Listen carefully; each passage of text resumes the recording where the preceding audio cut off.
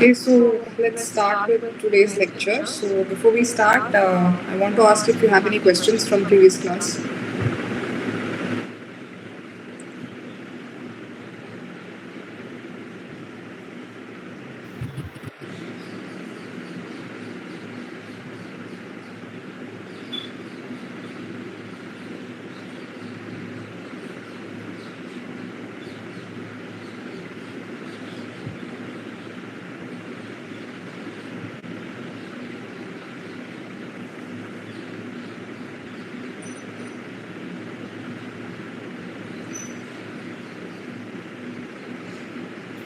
Do you have any questions from the previous class?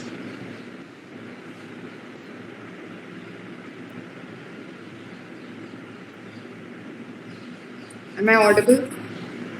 Yes, ma'am. Audible.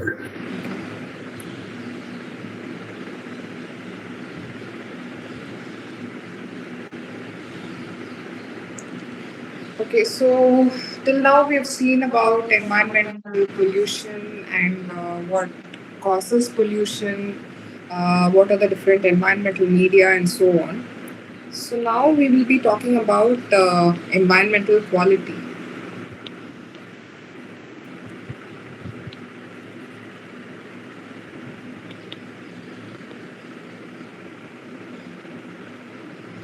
So, what do you mean by environmental quality?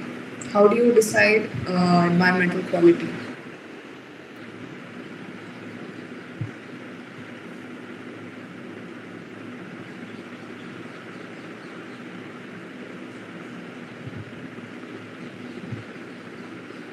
How do you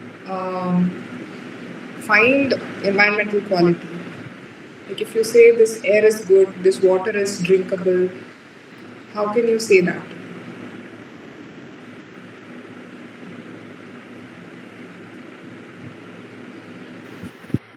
I think, ma'am, based on the standards. Yeah, so there are some standards. So there are air quality standards and there are water quality standards. So all of these are required to uh, test and determine if the particular water or air sample is fit. I mean, if the particular water source is fit for consumption. So these standards, how do you think they are designed? Based on what? Why these standards are required?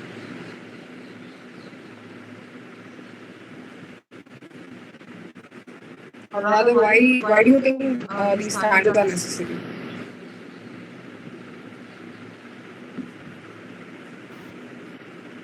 To assure the quality.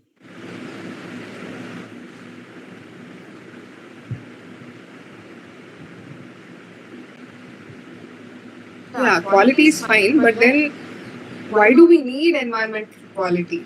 Like, you can what happens if your environmental quality is not good?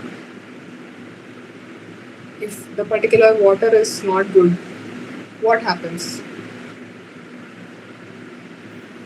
Several human health issues can be happened. Yeah, so basically, it can affect human health. And not just human health, it can also affect the environment.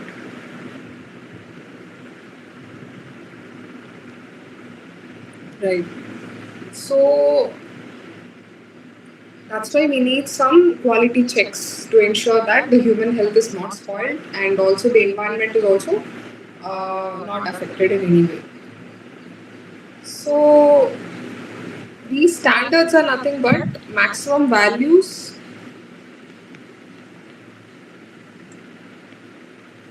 or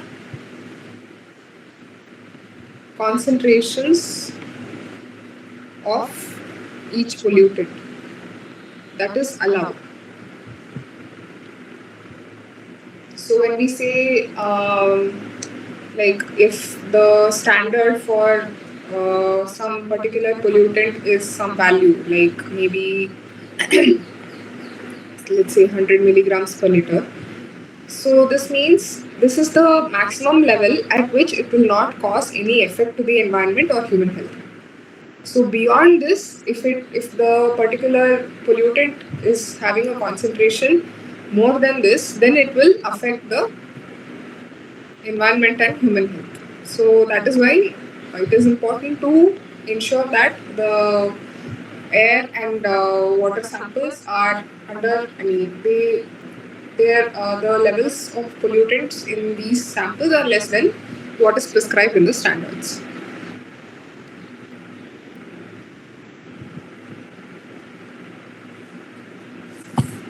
So when we talk about water quality standards,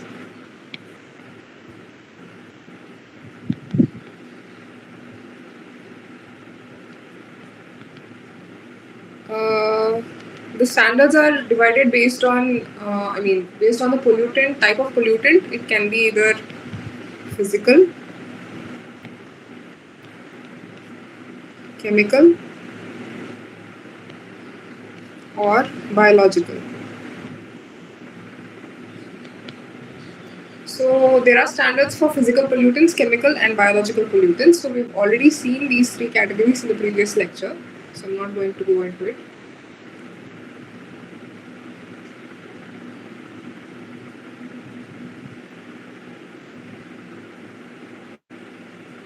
So last class we were talking about dissolved solids.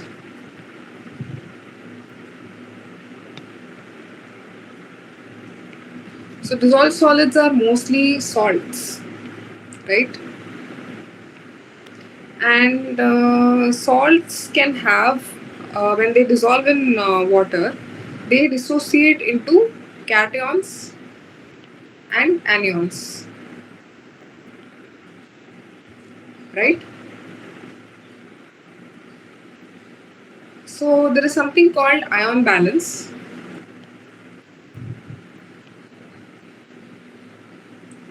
where the total sum of anions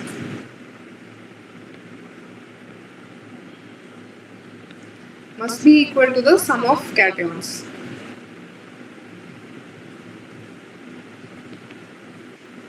So if there is an imbalance, then there is an error. So this error is denoted by, there is a percentage error, so that is denoted by the total sum of cations minus the total sum of anions divided by the sum of cations plus the sum of anions. Now this fraction must be multiplied by 100.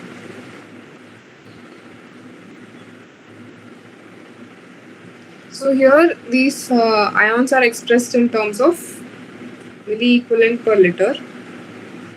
So milliequivalent per liter is nothing but their respective concentrations. That is the concentration of the cations and anions in milligrams per liter divided by their equivalent weight. What is equivalent weight?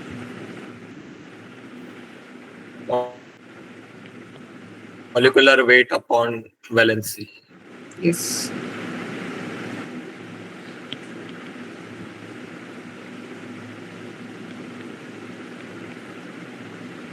So here N is the valence. So we'll try to solve a problem on this in this class if possible. Okay, so this is about ion balance.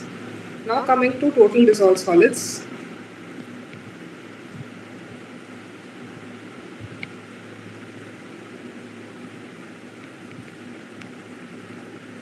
So, like we already talked about dissolved solids. It's mostly, like I just said, it's mostly salts, but sometimes what happens when we like evaporate water containing dissolved solids? What will be remaining? I think some deposits will be there in the bottom. Yeah. So those deposits are known as fixed dissolved solids.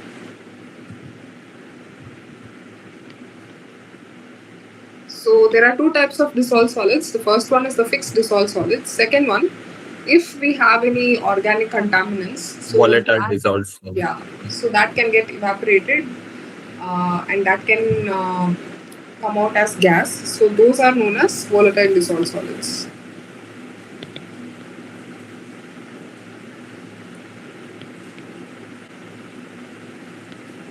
Or VDS and FDS. So now the total dissolved solids or TDS is the sum of FDS and VDS.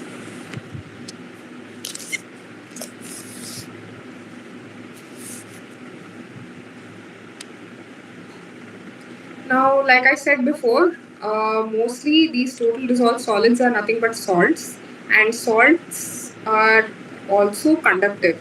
So they will have conductivity. So if we know the conductivity of a particular water sample, we can estimate the total dissolved solids in it.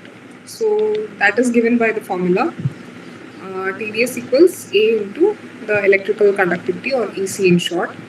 So where A is a constant, which is 0.5. So if you know the conductivity of the sample, then the TdS is going to be half of that. So this TdS is in milligrams per liter and the conductivity is in microsiemens per centimeter.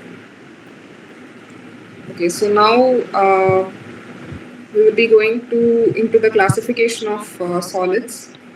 So total solids.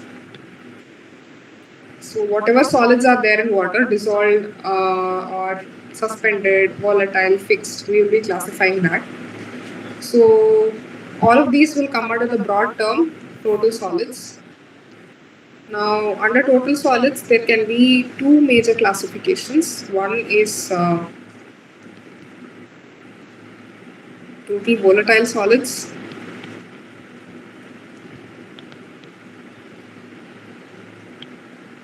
The second one,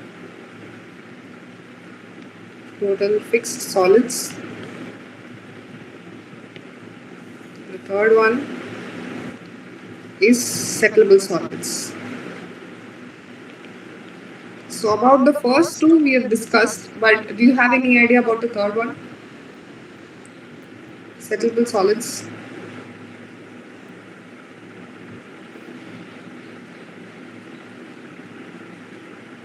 I think they cannot be dissolved. Yeah, so they are not soluble, but they are not suspended also. So these solids are those that will easily settle down, and mostly when we take wastewater, so wastewater will have a lot of solids. So before treatment, we remove the settleable solids in a sedimentation bank, So how do we measure the settlable solids is by the Imhoff cone method.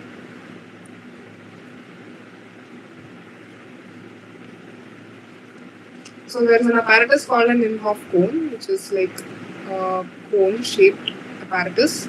So in this, we will pour a considerable known quantity of the wastewater containing the settlable solids, and then we will allow the solids to settle down. So, and then once the solids are settled down, we will measure the length to which the solids have settled. So that will tell us an idea about how much solids are in the sample that we took.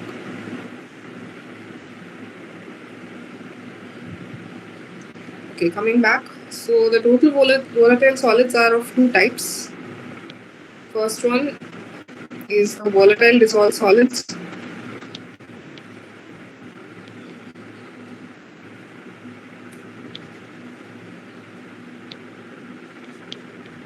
Or DDS. And the second one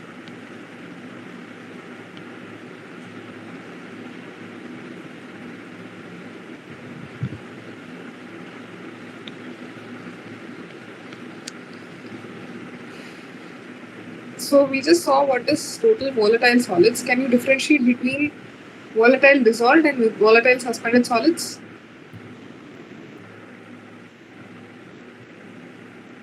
So this we've already seen. What about volatile suspended solids?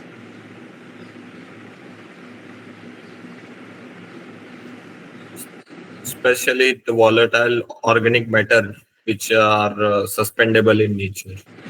Yeah. So those will come under volatile suspended solids, maybe microbes and so on. So all of those are suspended and they get easily evaporated also. So those will come under the category of total volatile solids. And then comes fixed dissolved solids.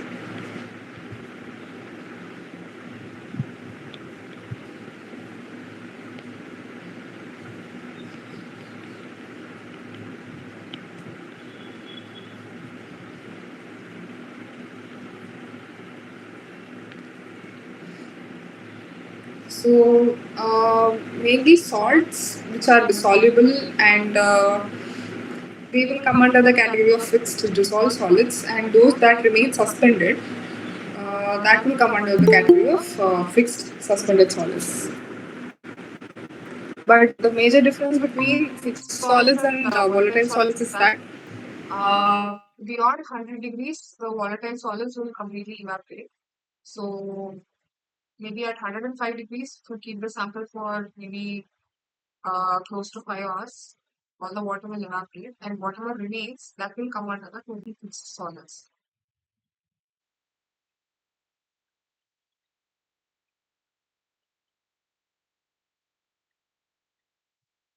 Audible? Yes. My screen visible?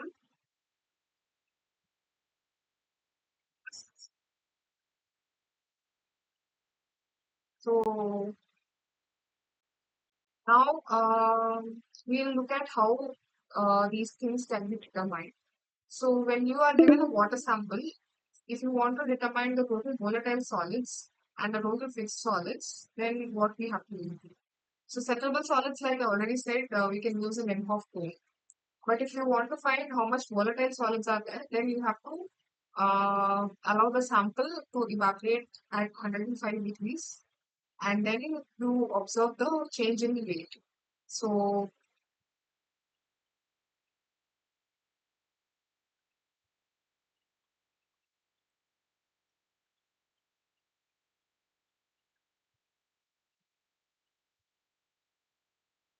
mass chromatography for what? So that's a very yeah. So if you want to determine what kind of volatile solids, then you can use chromatography. But in general, if you want to know how much of volatile solids are there, I don't think that is required. Okay.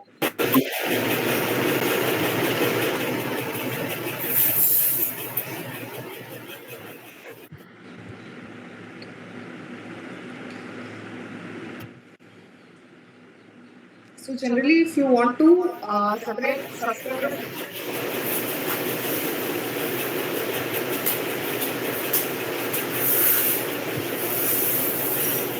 Dr. Ramesh, can you please mute?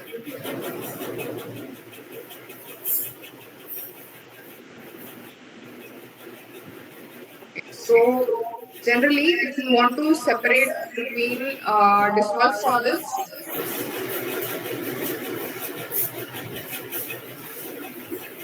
and suspended solids,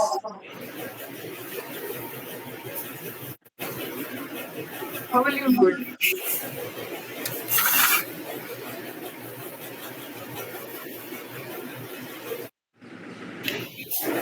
How can we separate dissolved solids from suspended solids? Disturbance is happening. Dr. Amrish, could you please mute yourself? Voice is not clear, I think.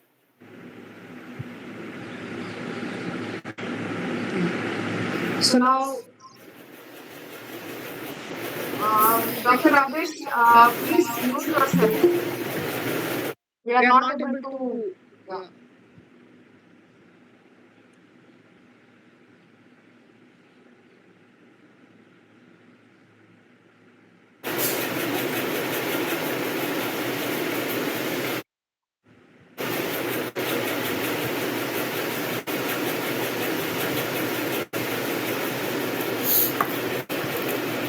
Dr. Ramesh, can you please mute yourself?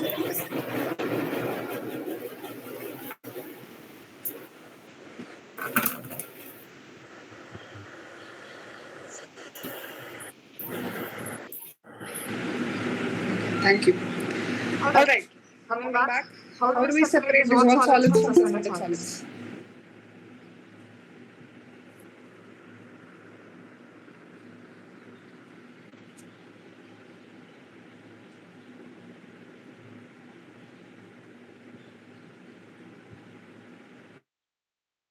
Simple, right? So dissolved solids are already soluble, but suspended solids are suspended. So you can just use a filter.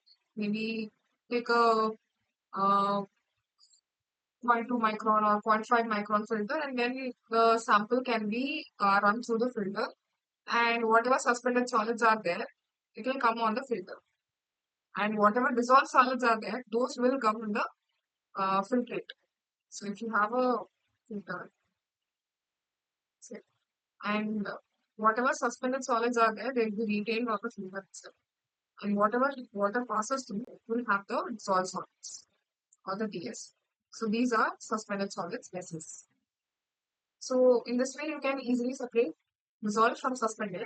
But still, these also have classifications. So the suspended solids can be both fixed solids, fixed suspended solids, and it can be also volatile suspended solids.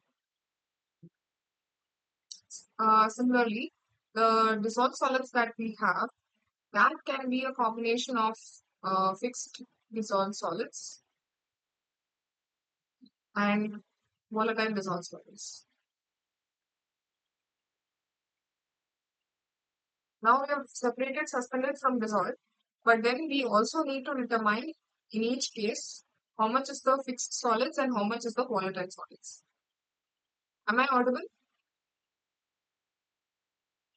Yes. There is some connection issue in my end, so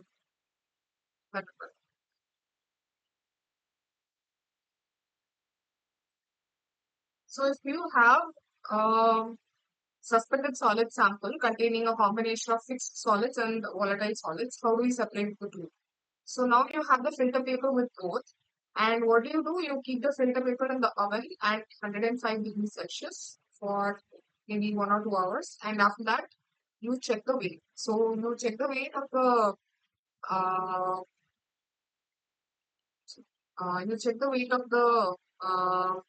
filter paper before keeping it inside, and then after maybe a couple of hours at 105 degrees Celsius.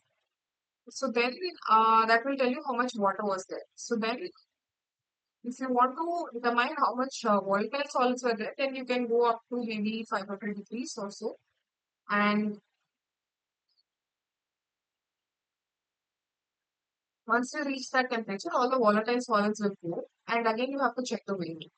So this at 105 degrees Celsius, it is nothing. It's only just FSS and your VSS. But after heating at 500 degrees Celsius, what remains is only your FSS. So all your VSS will get evaporated away, all away. So whatever remains is your FSS. So similarly, you can do the same method for your dissolved solids also. First, heat until all the water evaporates, and then heat up to 500 degrees until all the volatile solids evaporate, and then check the weight. So the difference in weight before and after heating at 500 degrees will tell you how much volatile dissolved solids were there, and whatever solids are remaining at the end is nothing but the fixed dissolved solids. So it's very simple to determine all these quantities. So first you have to separate the suspended from the dissolved. Then in the suspended as well as dissolved phase, you can just evaporate and then find out how much volatiles are there and how much mixed solids are there. Is this clear?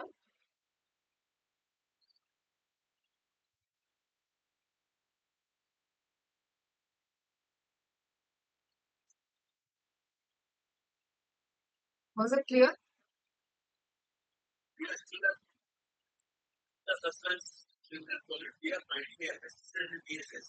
Yes. But what about the material available in dissolved solid? Yeah, for the same, you can use the same method. So first evaporate at 105 degrees Celsius until the water evaporates. And then continue heating up to 500 degrees Celsius until the volatiles evaporate. So the difference in the weight of the sample before and after 500 degrees Celsius will tell you how much volatile solids were there. But why it is 105? Because we want the water to evaporate. What is the water? Yeah, Difference either 100 or 105. 100 is the exact boiling point. So putting on the, like we can slightly increase the temperature up to 105 degrees Celsius. But other than MSS, you need 500. Yes.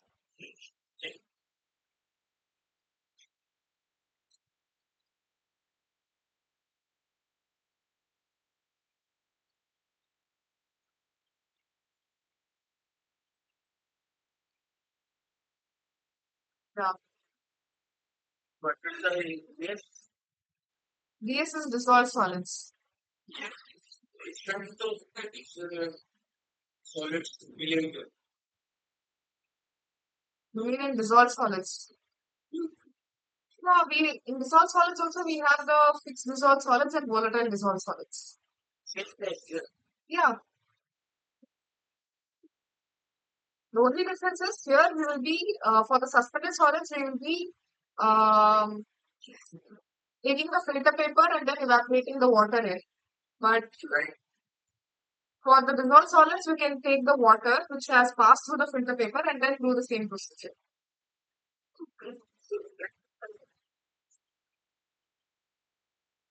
Yeah.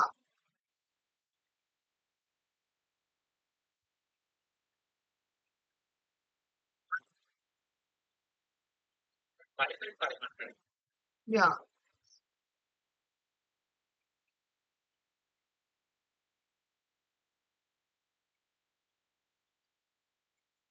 Coming to uh,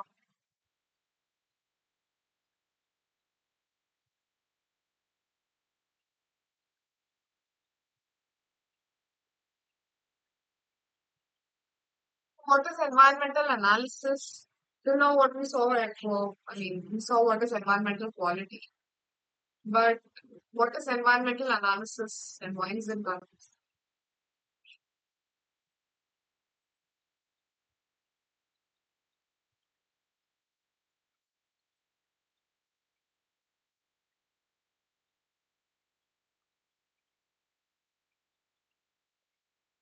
What is environmental analysis and why is it done?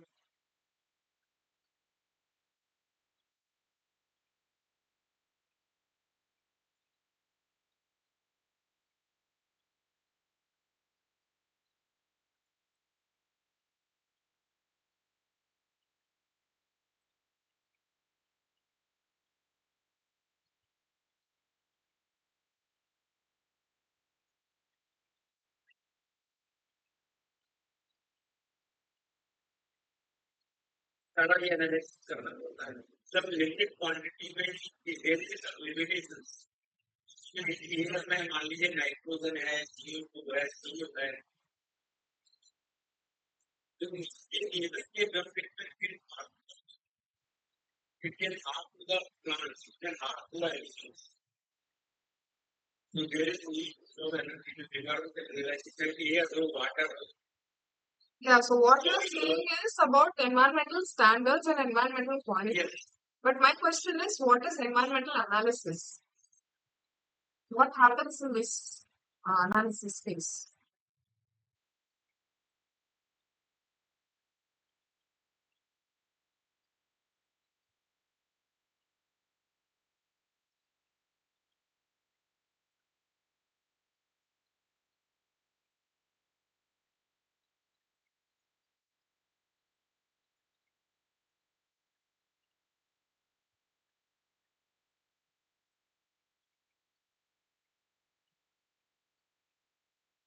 Okay, so when we talk about environmental analysis, what we need to say is determining the quantity of the pollutant.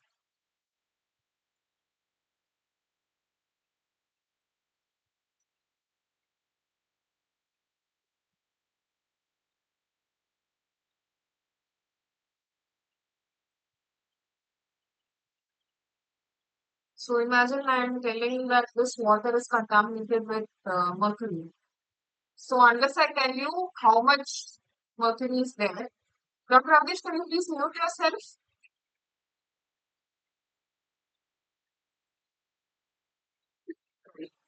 Can you mute yourself? Yeah. Thank you. So if I am saying that a particular water is having mercury in it and don't drink, so your first thought will be, okay, mercury is there, but how much? And if I drink that, will it affect me? What concentration is suitable for me? So that is the next question. So it's not enough if we just say that a pollutant is there in water or air or anywhere. So we need to check if it is within the standards or beyond the standards. And how do we check? Using analysis. So analysis is just putting a number for your pollutant, like what is the level of that pollutant, what is the concentration of that pollutant. That is given by environmental analysis. So there are two major types of environmental analysis. The first one is qualitative analysis.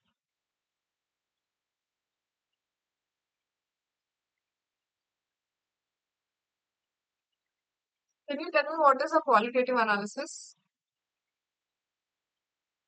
and how is it different from quantitative analysis?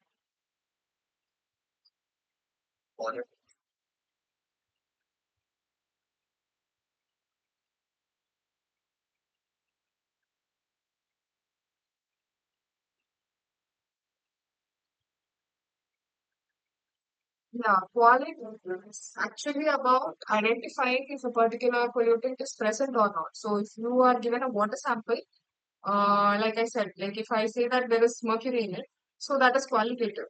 So you're just identifying or detecting a particular pollutant in the water. So this has mainly to do with identification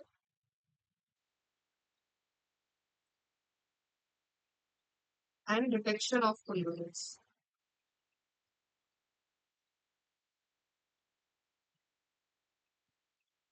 But when we talk about quantitative, what we do here is we check the levels. So we determine how much of that pollutant is present in water or how much, what is the concentration or the quantity of the pollutant present.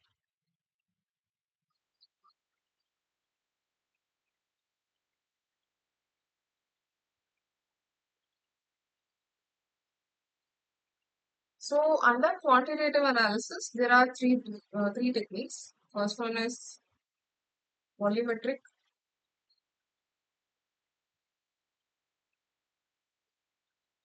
Second is gravimetric. Third one is instrumental analysis.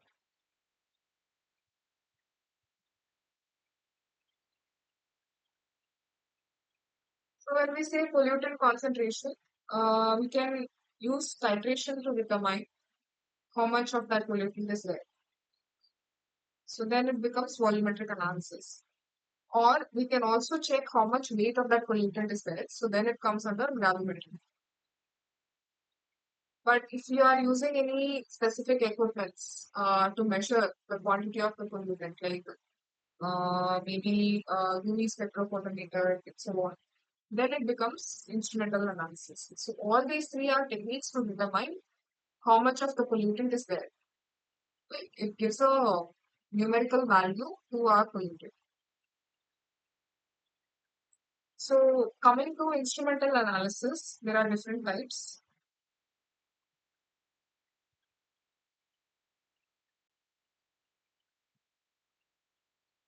So there are so many instruments which can be used to determine pollutants. So the most simple of them will be electrochemical.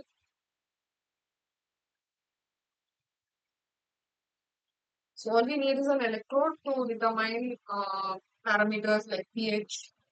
You must have heard of pH meters. So we also have pH papers, but those are not that accurate. So we have pH meters, and we can also determine the conductivity. Conductivity meters to determine conductivity. And what do we do with the measured conductivity? How do we interpret the conductivity of a sample? If I say the conductivity of the sample is about, say, 560 microsieverts, so what does that tell you about the water?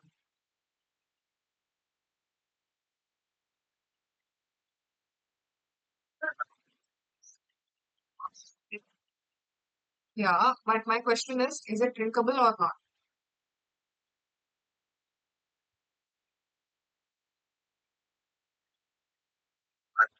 drinkable or not will depend on pH. No, I'm saying you have a sample of conductivity 560 microsiemens per centimeter square. So does that affect any other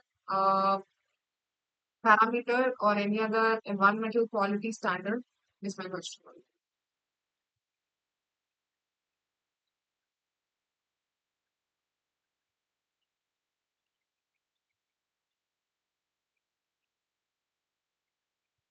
Turbidity.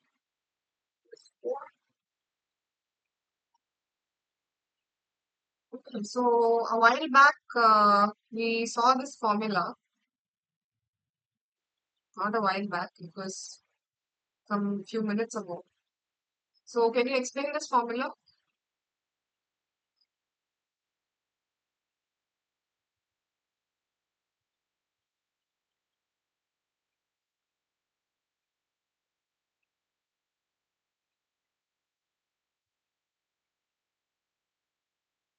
What did we discuss here?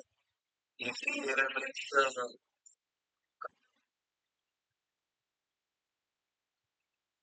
A constant here, which is equal to 0.5.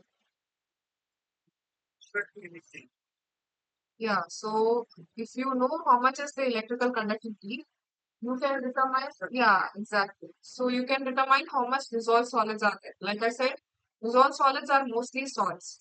So salts will definitely have inorganic salts, and those inorganic salts will definitely have conductivity. So if you know how much of conductivity is there, you can determine TDS. if you have to multiply by Q, Yes. And we also have probes or sensors for measuring the dissolved oxygen.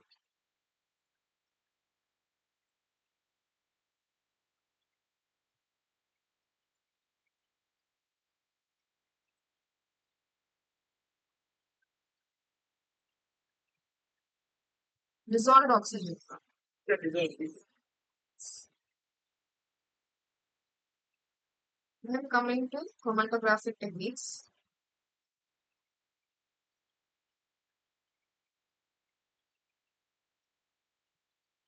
So can you tell me what is chromatography and how it is used for determining the concentration of a particular substance?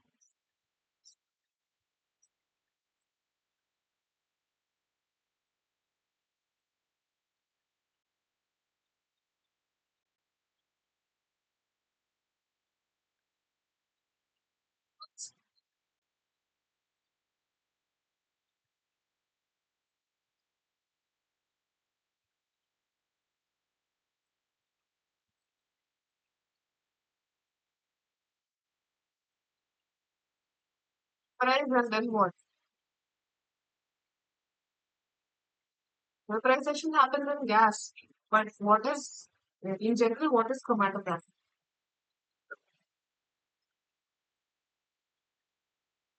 Yeah, that's the separation technique. So, how this separation will happen? Into what?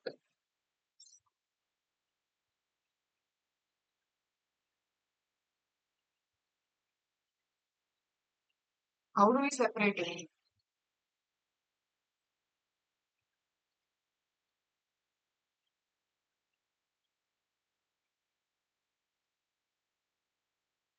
Yeah, so in every chromatography, there is a stationary phase and then there is a mobile phase.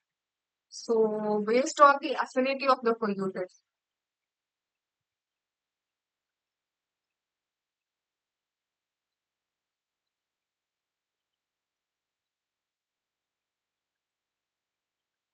the pollutant will either stick to the mobile phase, it will either stick to the stationary phase, or it will move along with the mobile phase. So, that is based on the pollutant's affinity. Dr. Ramesh, can you please mute?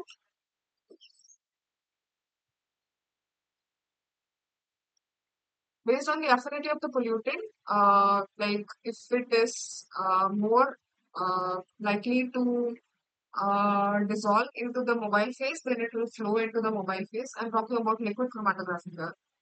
And if it is more likely to remain adsorbed in the stationary phase, then it will remain there. So based on the affinity of the pollutant, uh, separation will happen. So this is especially useful when we have two or more pollutants.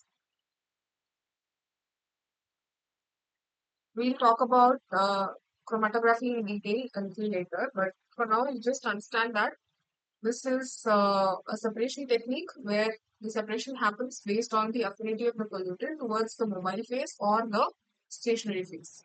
So this is especially useful when there are two or more pollutants. Then, based on like how much affinity each pollutant has towards the stationary phase, one of them will come first and one of them will come a little later. So the difference, I mean, when I say come out, I mean along with the mobile phase. So,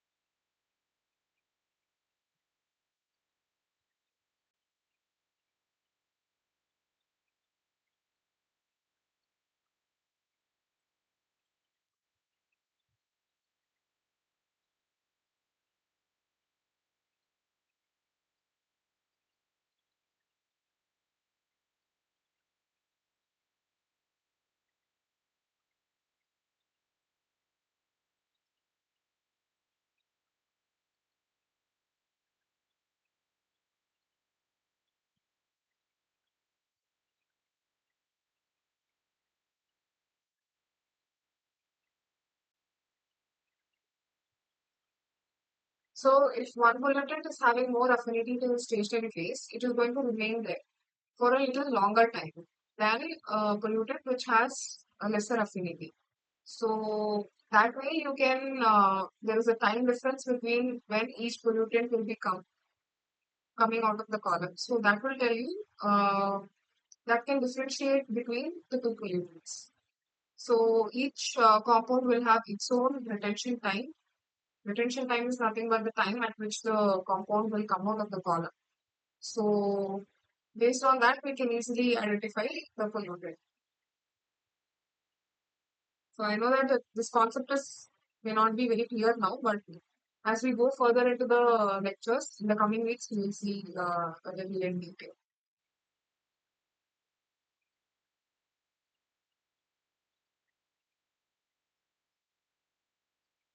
And then we have spectrophotometric methods.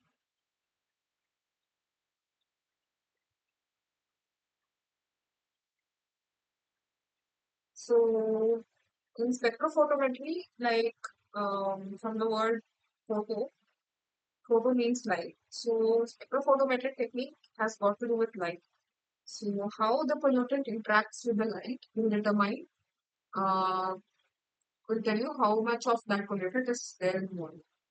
So, for example, let's say we have UV using the spectrophotometry. In this, what happens is we pass a light of a certain wavelength through a sample containing water. Now, if the pollutant inside the sample, if the substance inside the sample absorbs that wavelength, then the light that is coming out will be slightly lesser than what was passed through. So that way we can tell how much of pollutant is there. Like if the pollutant concentration is more, then the absorbance is going to be more.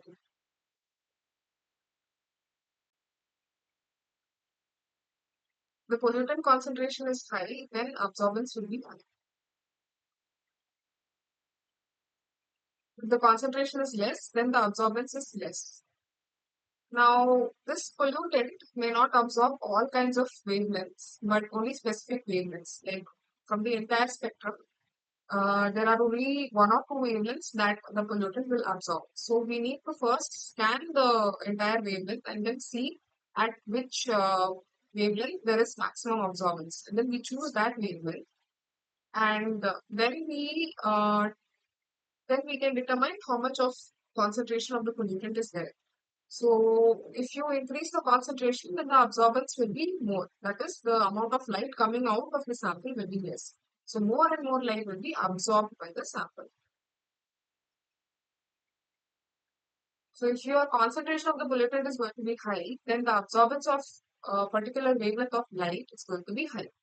So based on how much absorbance is observed, we can determine what is the concentration of that pollutant.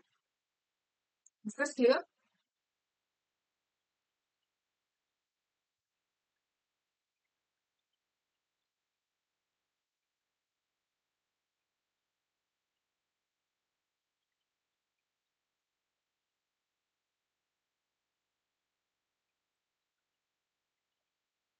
Is clear or not?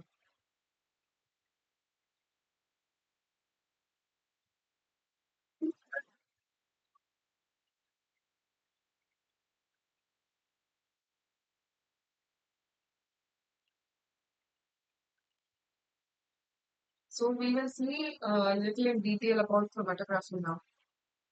So one of you said gas chromatography.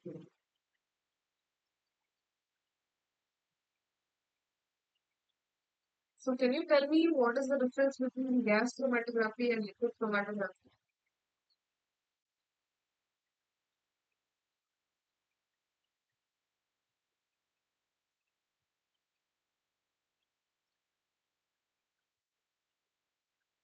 How are they different?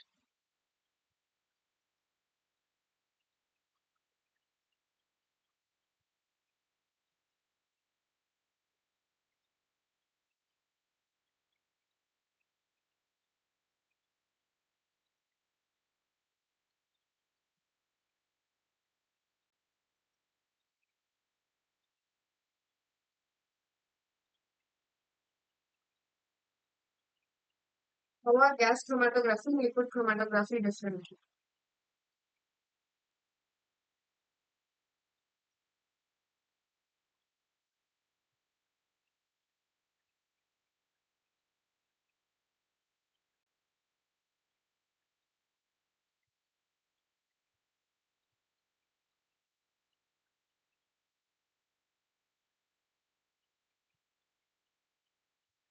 What is the difference between the two?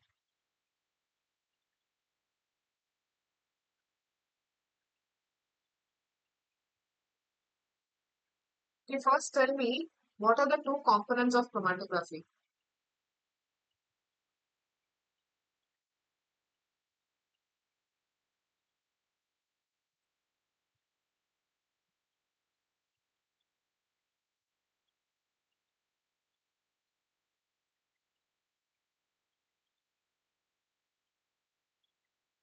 We just discussed about this.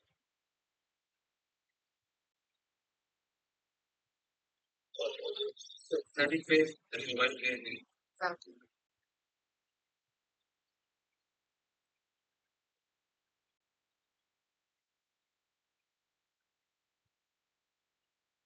So in gas chromatography, the mobile phase is,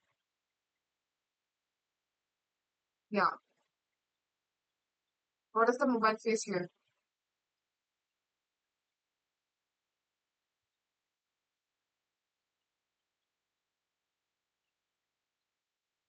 Gas chromatography. Yeah. In gas chromatography, it is gas. So in liquid chromatography, it is liquid. So the mobile phase is the difference between these two techniques. So in gas chromatography, we use a carrier gas. In liquid chromatography, it is usually a solvent, an organic solvent.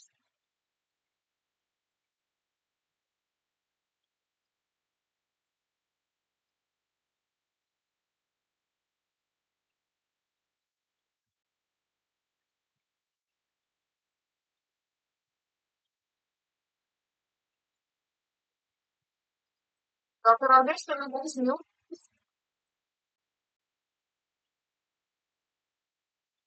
So gas chromatography is usually it is used for separating volatile compounds.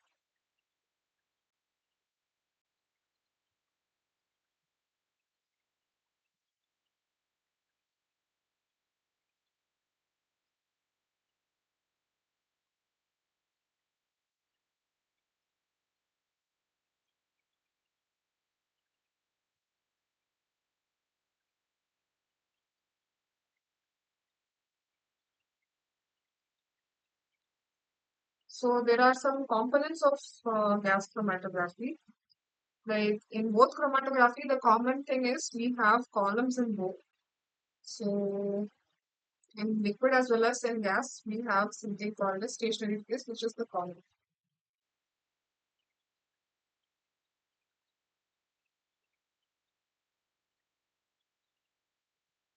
So before the sample goes to the column, we need to inject the sample inside. So first we have the sample injection unit.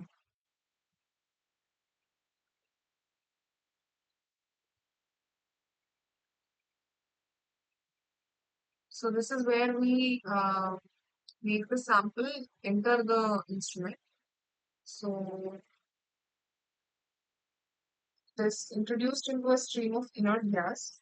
So that the sample gets evaporated. In case if we have some liquid samples, then it's necessary to evaporate the sample so that the gas phase is, we can analyze the gases in it. So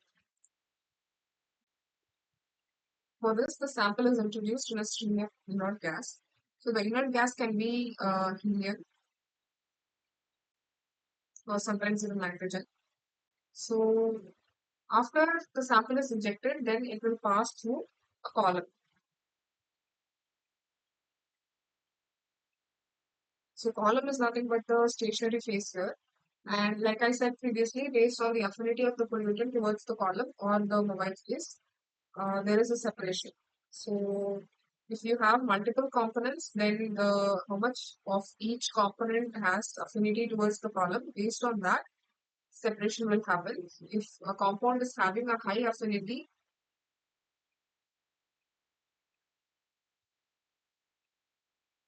to the column or the stationary phase, both are the same, then it will take longer time to move out of the column.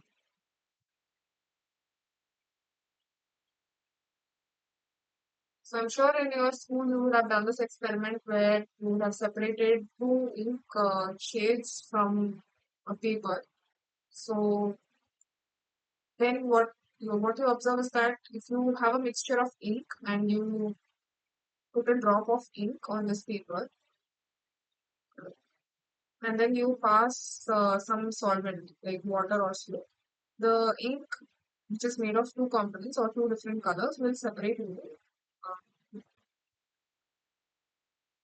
those different shades. Like maybe one shade will be at the top and the second shade will be at the bottom. So this is what happens in chromatography also. So we have we inject a sample and then we make it pass through the column or the stationary phase. In case of ink, it was paper, but in case of pollutants or other chemicals, it is usually a kind of uh, polymer. So through the that we pass our sample, and based on how much of affinity it has or how much of that chemical gets absorbed on the column, based on that, the time at which the chemical will come out of the column will change. So if the chemical has more, it is easily absorbed on the column, then it will take more time to come out of the column. If the chemical is less absorbed on the column, it will come out easily. So if you have a column like this and your chemical is injected here, then slowly it will travel through the column. And if it is having too much affinity, then the process of the time that it takes to come out of the column will be higher. Whereas if the chemical is not so easily attached to the column, then it will come out easily. So based on this, the time at which the compound is coming out will change. So at the end of the column, we have something called a detector, which will detect the chemical. So if there are more than one chemicals in your sample, then the time at which each of them will come out and reach the detector will tell how much, I mean, what is the compound present. Because retention time or the time at which the chemical comes out of the column is a characteristic of the pollutant. So for each pollutant, this time will vary.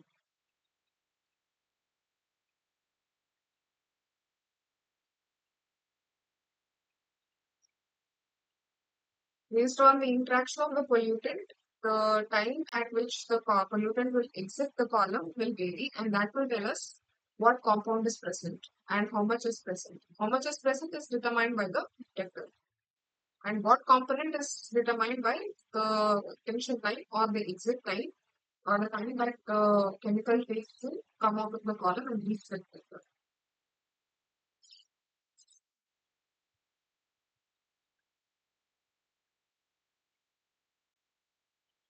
So the detector is the third component here.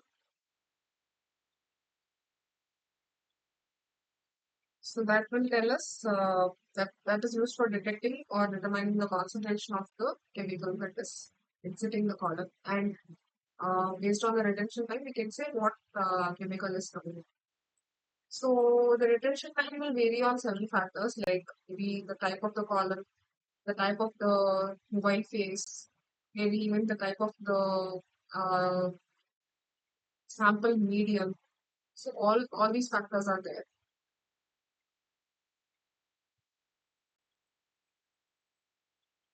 And also, yeah, one major thing which will affect the time at which the column, at which the chemical will exit the column is your velocity or the flow rate. So, velocity or the flow rate of mobile phase. In case of gas chromatography, it's the gas velocity which is carrying the pollutant from this point to this point. And in case of liquid chromatography, it is the solvent. So, the rate of flow of the solvent will tell you how much faster the chemical will move from one end of the coil to the other.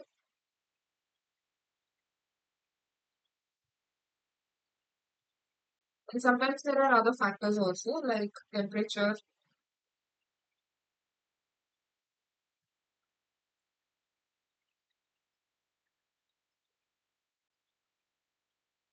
the type of mobile phase, or the type of solvent or gas which is used,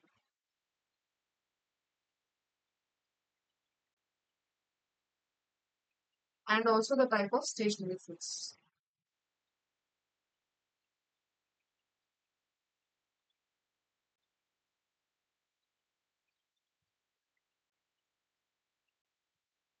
So the separation of the pollutants depends on the partition constant. Like I told you before, it is based on the affinity.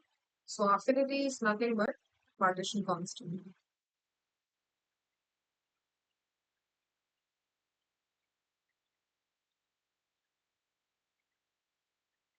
What is partition constant?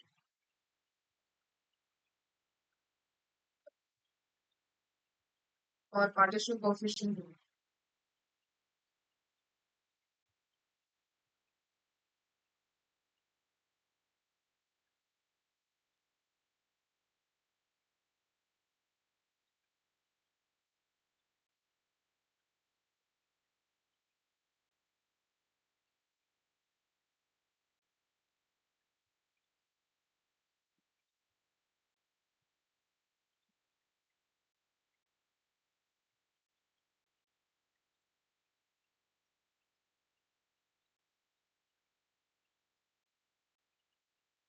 What is partition constant or partition coefficient?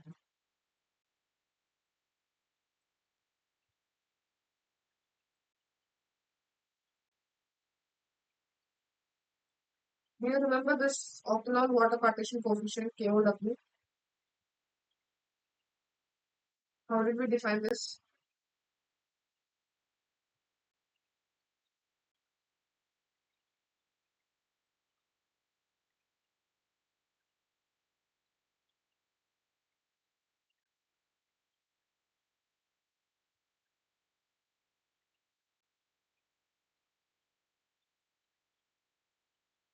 In the previous few classes, we have defined this parameter KOW, which is the octanol water partition coefficient.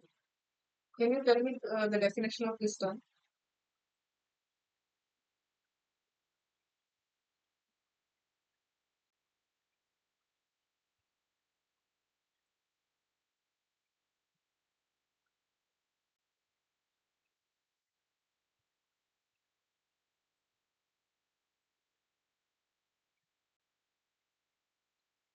Discuss this when we were discussing about bioaccumulation, bioconcentration factor, then solve the problem based on this.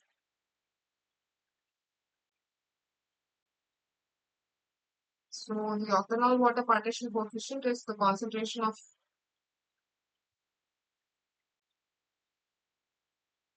a chemical or pollutant in octanol divided by its concentration in water.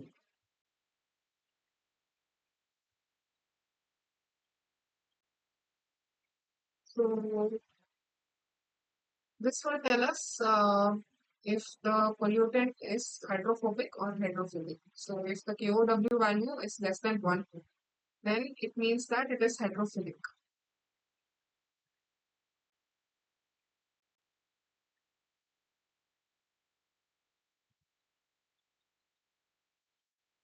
What is hydrophilicity? Or if I say a compound is hydrophilic, what does that mean?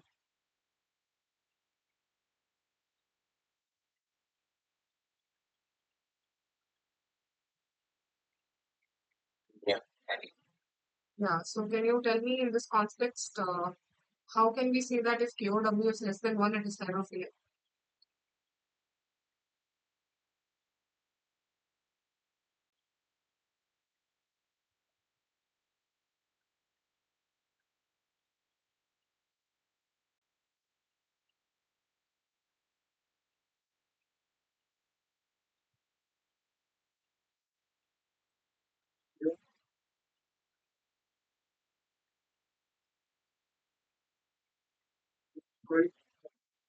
Yeah, so that means it has more affinity to water, so that's why it's hydrophilic. And if it is hydrophobic, then KOW will be more than 1.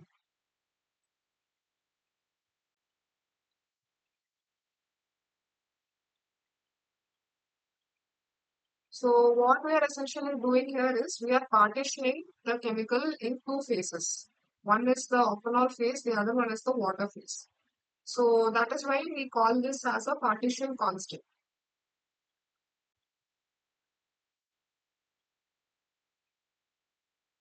So the same logic can be applied here. So when we say that a chemical has more affinity to the stationary phase than mobile phase, then it means that its partition coefficient, uh, which is defined as the concentration in stationary phase,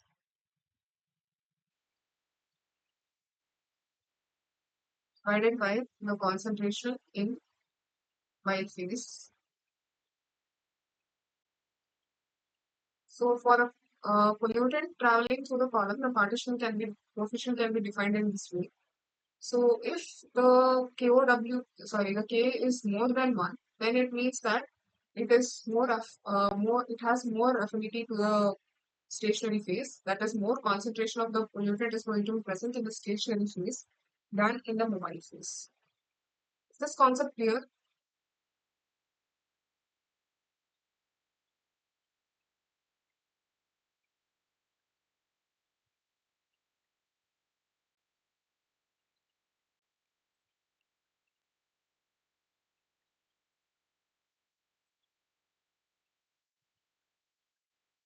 Is it not clear?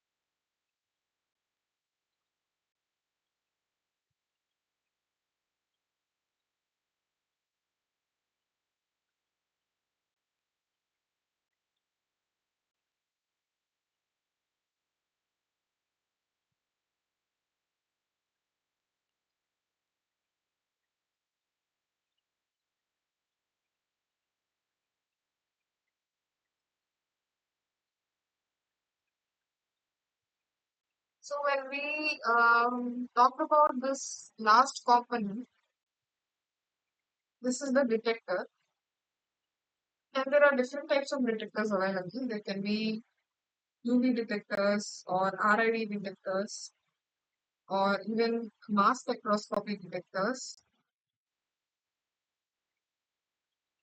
So RID is refractive index method.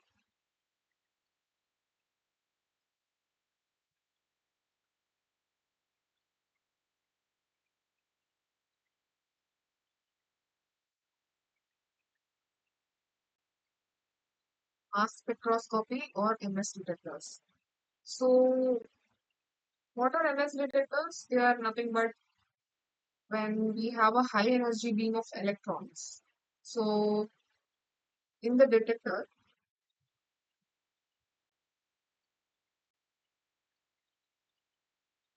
when your sample passes through the detector, as it passes, it gets broken down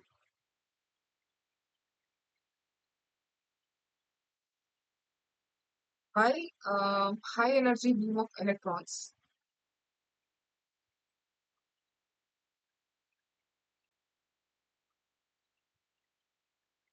So there is a high energy beam of electrons, and it will break down the pollutant particles into several fractions. So it will break it down into several fractions, and all of these fractions are charged particles. So these charged particles are further subjected to electrical and magnetic fields.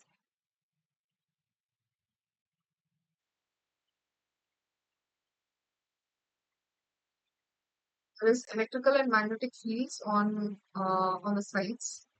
So based on the charge, so how much, if it is highly charged, then it will move towards the electric or magnetic field, otherwise it will move away. So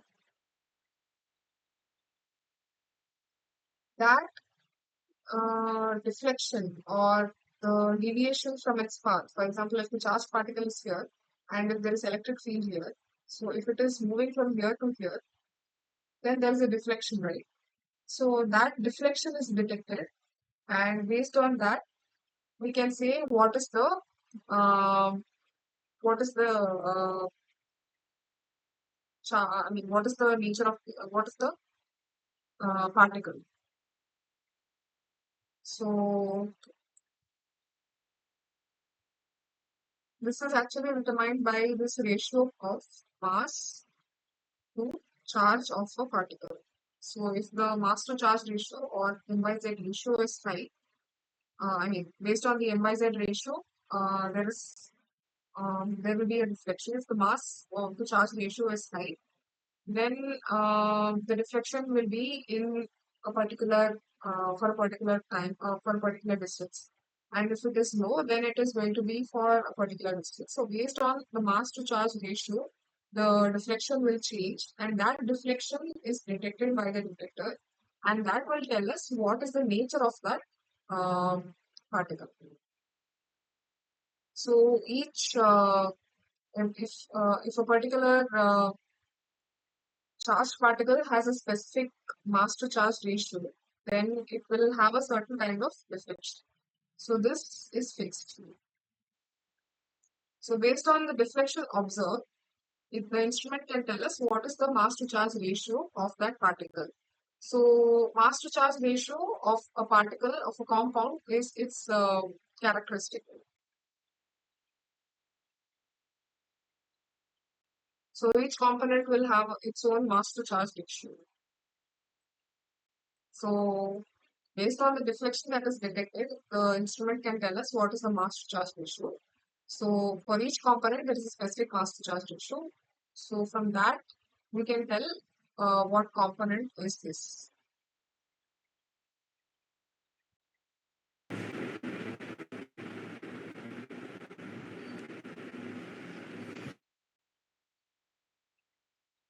On to liquid chromatography. It's one of the simplest, simplest chromatography. You mean N by Z? So yeah, let's assume that we have a pollutant. Can you mute yourself? Thank you. So if you have a pollutant having a certain M by Z ratio, maybe say 300. So that is your mass to charge ratio of that compound.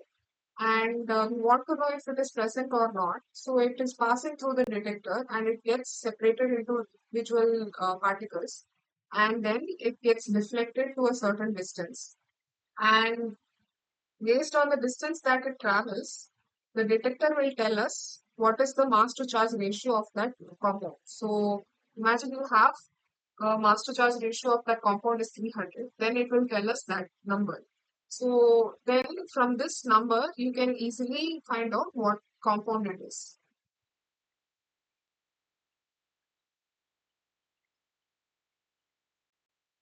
Because each compound will have its own mass to charge ratio and its own retention time. So we need to match both.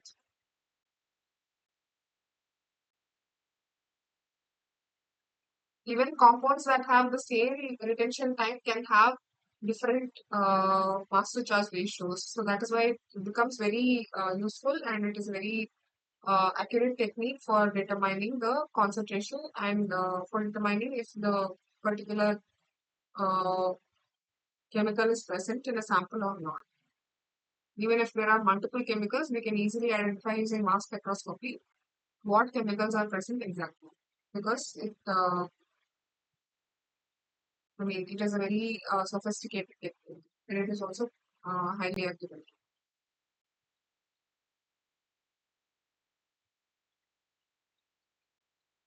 Is that clear?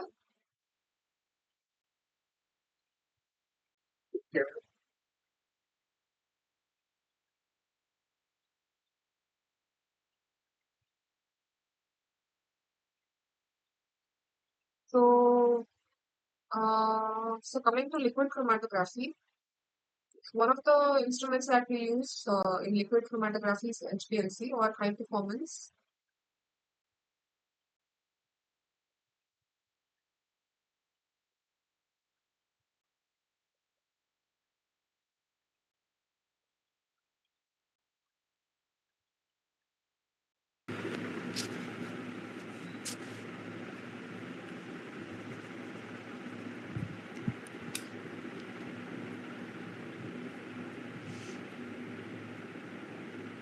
So the difference between this and regular liquid chromatography instrument is that here the pressure is high. I mean, you can apply a certain pressure. So in traditional chromatography, we allow gravity.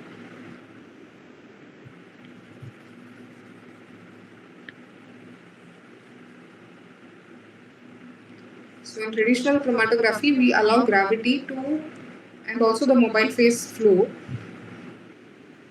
to allow the pollutant to flow through the column. But in case of high performance liquid chromatography, we also apply extra pressure.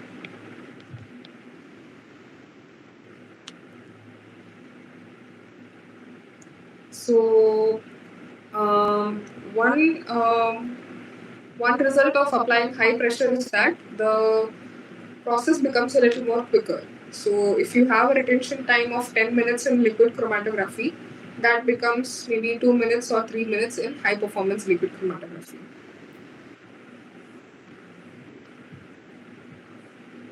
So again, it's the same procedure. So if your chemical is having a stronger affinity to the column, then it will move slowly than a chemical which has lower affinity to the column.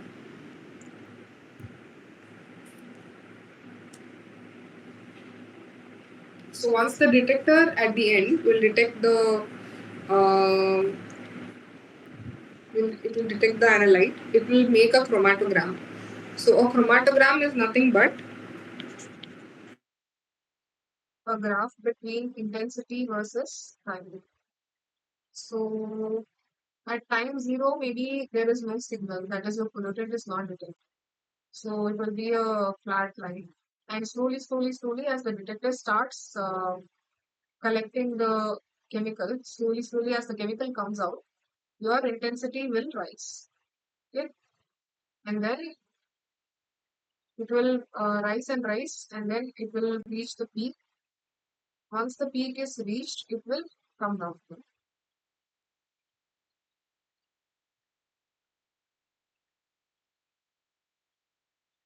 So this means that your chemical concentration started coming at this point, and then it reached a maximum here, and then it came down. So when we talk about retention time, we always consider where the peak position is. So this will tell us the retention time of that particular point.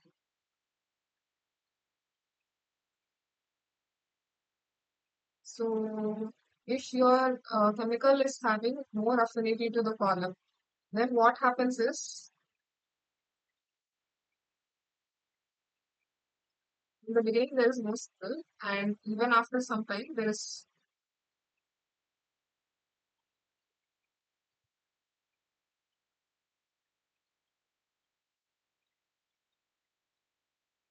So even after some time there is no signal because it is having more affinity, so it is not exiting the column so easily. But after a while we get a slow signal, and then the peak also comes.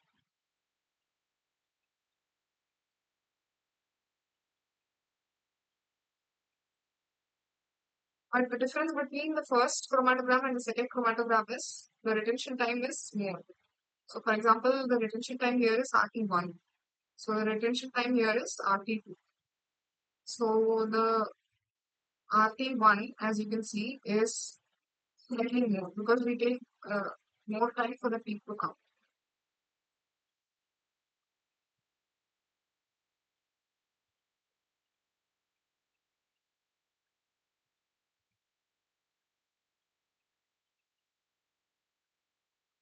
This was two chemicals injected separately in the column. So if you have a sample where both of these chemicals are there, let's assume RT1 is 2 minutes, and RT2 is 4 minutes. So if you have a sample where both of these chemicals are present, then first you will observe a chromatograph 2 minutes.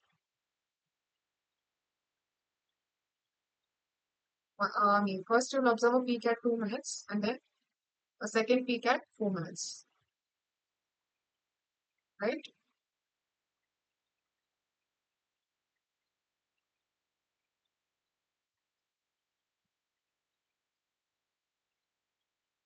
So based on the retention time, so you know that based on the retention time, so you know that at this maybe at 3 minutes, at 2 minutes, you will the peak that comes belongs to the first compound. Let's call this compound A. and this is compound. So at 2 minutes, if you observe a peak, you will know that it is component A.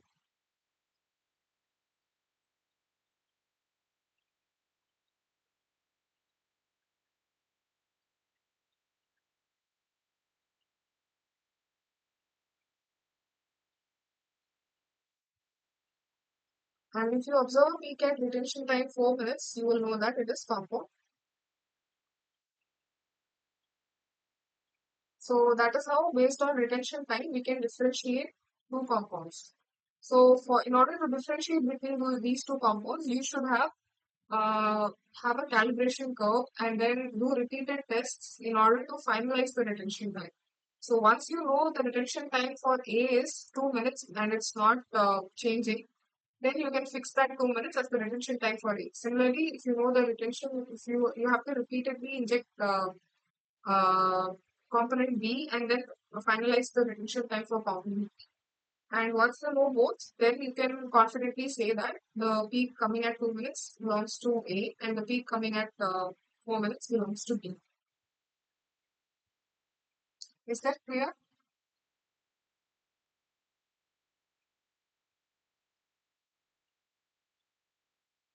Yes.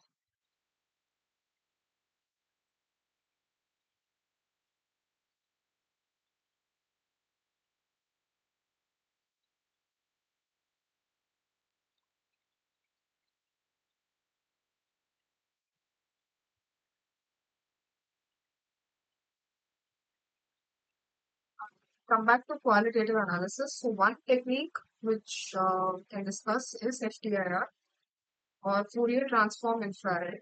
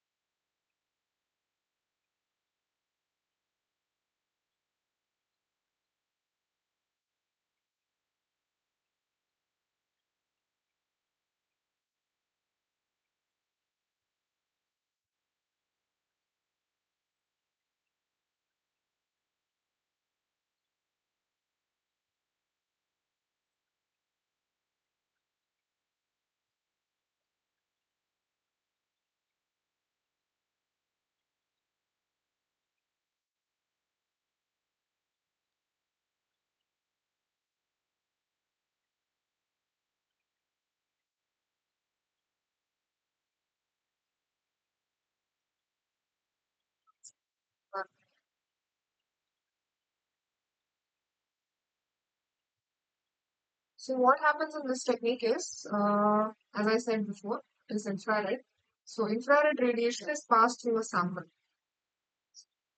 So this is the sample.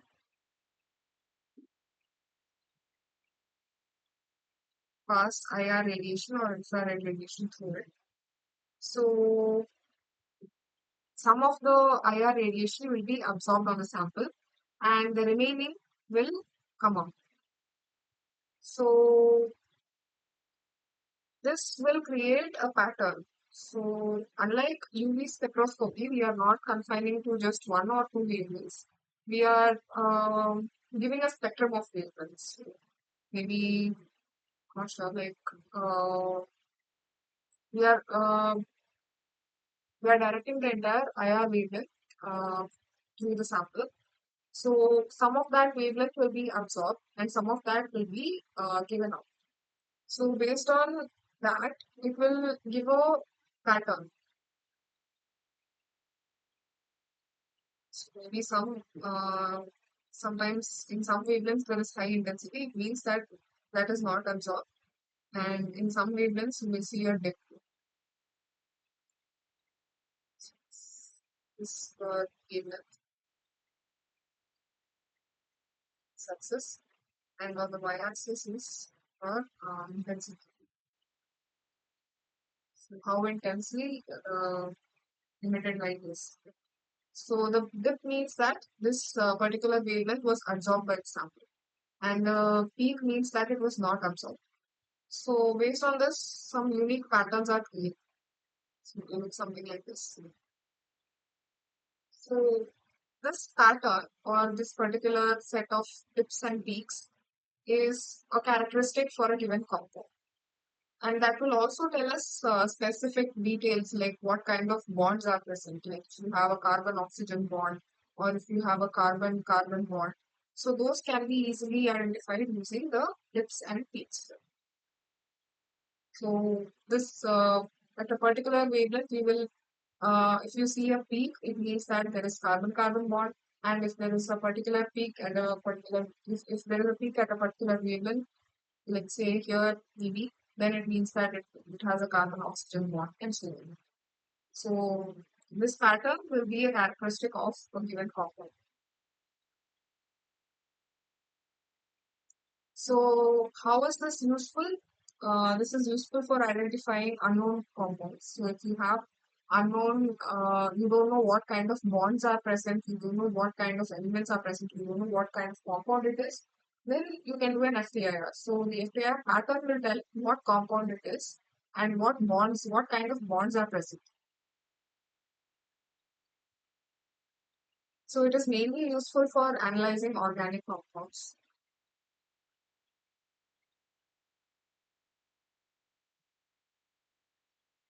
And even small concentrations can be detected. So that is the advantage of an FTIR. But the only disadvantage is that it is not a quantitative analysis. It's not going to tell you how much of that compound is present in your sample. It will only tell you what kind of compound that is, like what kind of bonds are present. Based on this, you will get an idea of what compound it will be.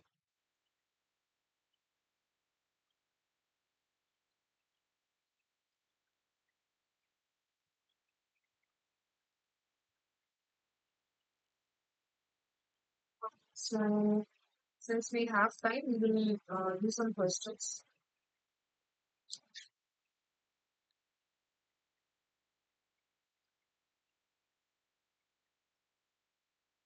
So before that, if you have any doubts, let me know from today's lecture.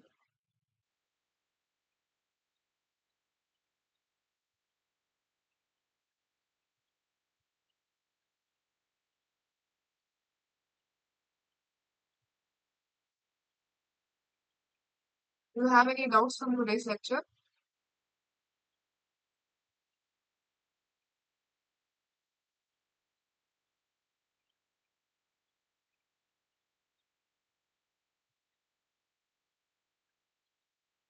Am I audible?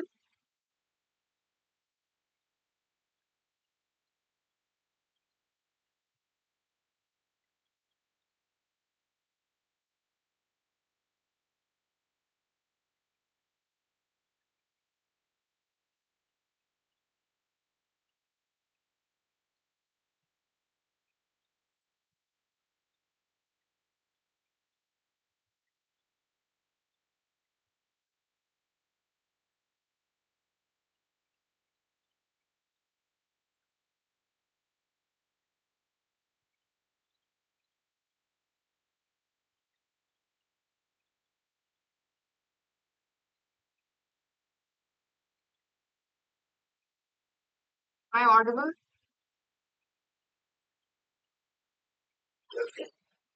Yes, yes, clear. I don't think it is better. Okay. So in that case, we'll solve some questions. So the first question is,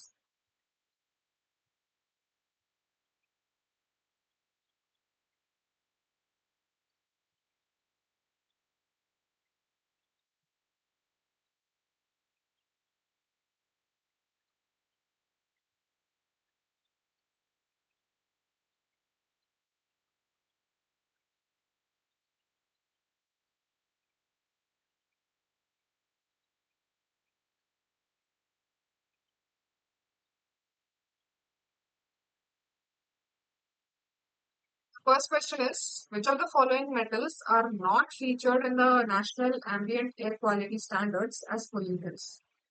Your options are lead, tin, arsenic, and nickel. So can you tell me which of these is not featured in the NAA quiz? Answer is concept is not featured. Yeah, that's right. So the correct answer is B. 10. Okay, like I said before, I told you we will be solving a problem on ion balance. So let's do that.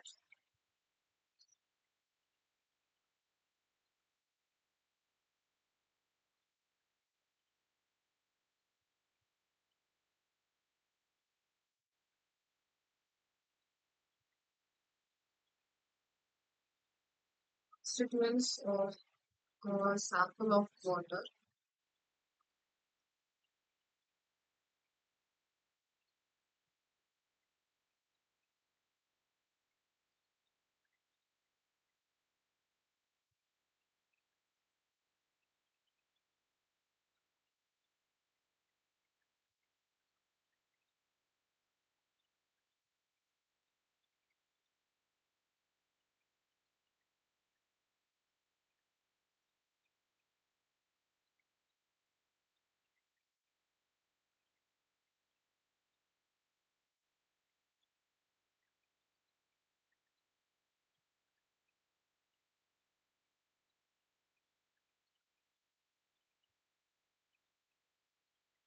So the components are calcium 2 plus, that is 55 milligrams per liter.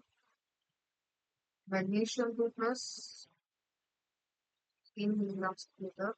Sodium 98 milligrams per liter.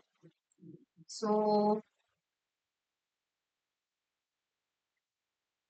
CO3 is 250 milligrams per liter. Sulfate 60 milligrams per liter. Chloride 89 grams per liter. Can you tell me which of these are cations and which of these are anions?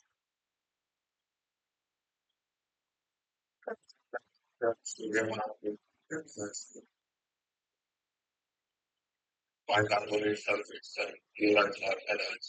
Yeah. So can you recall the formula for ion balance? Method of step. Minus 100 plus anions divided by 6 of the grams plus anions in both. Yeah.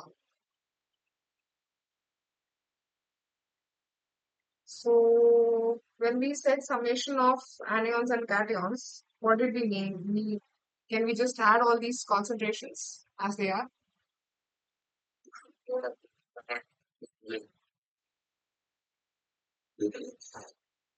Yeah. So can you do that?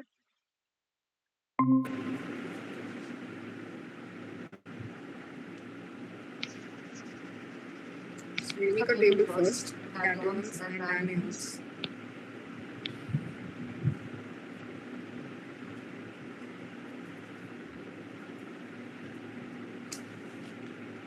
And for each ion, But first of all, write that for calcium 27.5. yeah, I'm coming to that. So for each ion, we need the concentration, and we also need its equivalent concentration.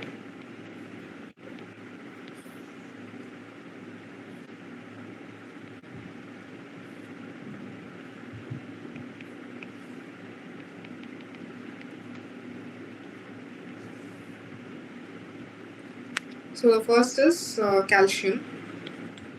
So the given concentration is 55 milligrams per liter. So what is the equivalent concentration? 27.5.